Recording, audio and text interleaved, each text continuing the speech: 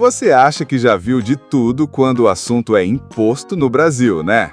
Mas calma, porque existe um que foi tão ridículo, tão inacreditável, que parece até piada de mau gosto. E não tô falando do IOF, do IPTU ou daquela taxa misteriosa que aparece na conta de luz e ninguém sabe explicar.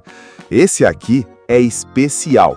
Ele foi criado só porque alguém em Brasília acordou um dia e pensou: e se a gente cobrasse dinheiro das pessoas por uma coisa que elas já fazem de graça? E pronto, nasceu o imposto mais idiota da história do Brasil.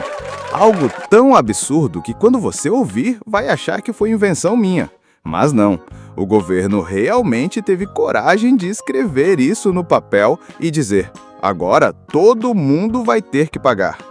A explicação oficial, claro, era sempre a mesma: aumentar a arrecadação. Porque, aparentemente, o governo brasileiro tem uma obsessão eterna em inventar formas criativas de tirar dinheiro do povo. É quase um hobby nacional. Na época, a desculpa era que o país precisava de dinheiro urgente para tapar buraco nas contas públicas. Só que, em vez de cortar gastos inúteis, a solução genial foi: vamos inventar um imposto novo sobre, sei lá, qualquer coisa. E assim nasceu a ideia mais preguiçosa já registrada nos livros de economia brasileira. Não tinha planejamento, não tinha lógica, não tinha nem vergonha. Era basicamente: tá faltando grana, então taxa isso aí. Mas isso aí o quê? Qualquer coisa, ué. E foi assim que uma necessidade real, arrecadar dinheiro, se transformou em uma das ideias mais burras que já passaram por Brasília. Como você imagina, o brasileiro reagiu exatamente do jeito que sempre reage quando o governo inventa a moda. Ficou pistola, mas também fez piada. Teve manchete de jornal indignada, teve discurso de político fingindo surpresa e teve gente comum perguntando: ué, mas a gente já não paga imposto para tudo? A resposta era simples: sim, paga, mas agora vai pagar por mais essa também. E aí veio a melhor parte. O brasileiro fez o que sabe fazer de melhor: meme e gambiarra. Uns protestavam de verdade, outros só riam do absurdo, e a maioria pensava: ok, como eu vou dar um jeito de não pagar esse troço ridículo? Era a revolta misturada com resignação, aquele clássico sentimento nacional de: isso é um absurdo, paga o imposto mesmo assim. Mas calma, porque o show de criatividade do povo para fugir dessa cobrança foi ainda melhor. Se tem uma coisa que o brasileiro domina, é a arte da gambiarra. E quando esse imposto entrou em cena, foi como se o país inteiro tivesse sido convocado para um campeonato nacional de criatividade. Teve gente que simplesmente escondeu o que deveria ser taxado. Outros inventaram desculpas inacreditáveis para escapar da cobrança. E alguns até criaram versões alternativas e improvisadas, só para driblar o fiscal. Era quase engraçado ver como, a cada regra, surgiu uma forma nova de burlar a regra. O governo dizia: agora todo mundo vai ter que pagar. O povo respondia: ah é? Então segura essa.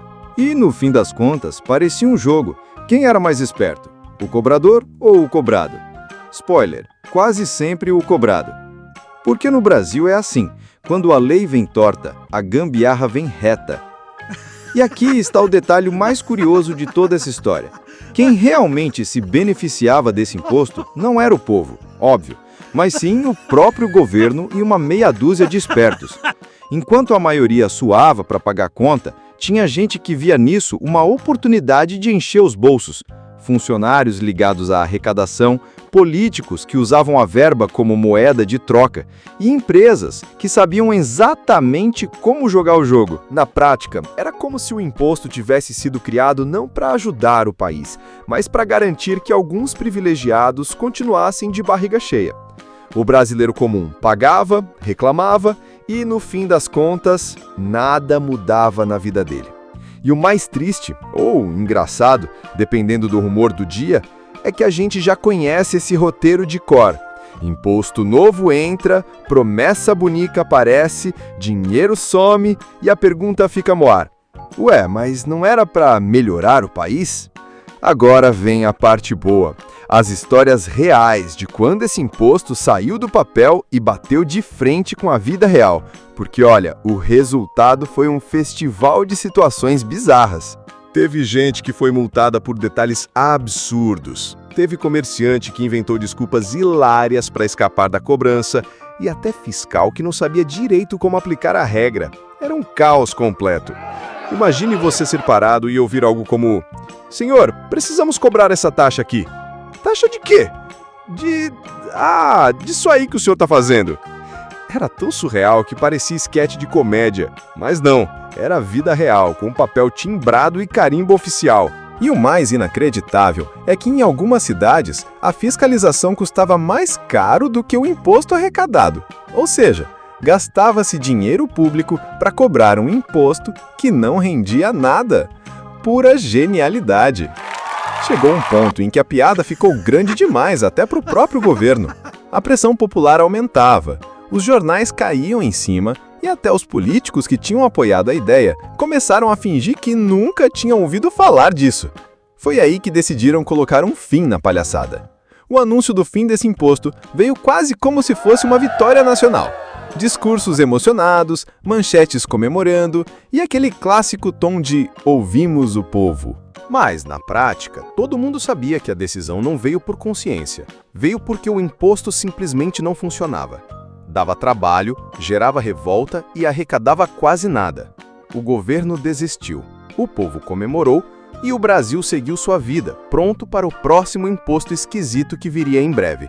Porque aqui é assim, a gente derruba um, mas sempre aparece outro ainda mais criativo para tentar arrancar dinheiro do bolso do povo. No fim das contas, esse imposto virou só mais um capítulo na coleção de ideias bizarras da política brasileira. Foi criado sem sentido, gerou revolta, virou piada e acabou sendo enterrado como se nunca tivesse existido. Mas a grande lição é simples. O Brasil tem um talento especial para repetir os mesmos erros com nomes diferentes. Derrubamos o imposto idiota ontem e amanhã já aparece outro, ainda mais criativo para tentar arrancar dinheiro do bolso do povo.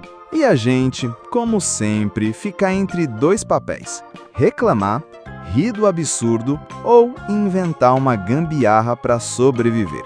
Porque, no fundo, todo brasileiro já sabe, o imposto mais idiota da história do Brasil é sempre o próximo.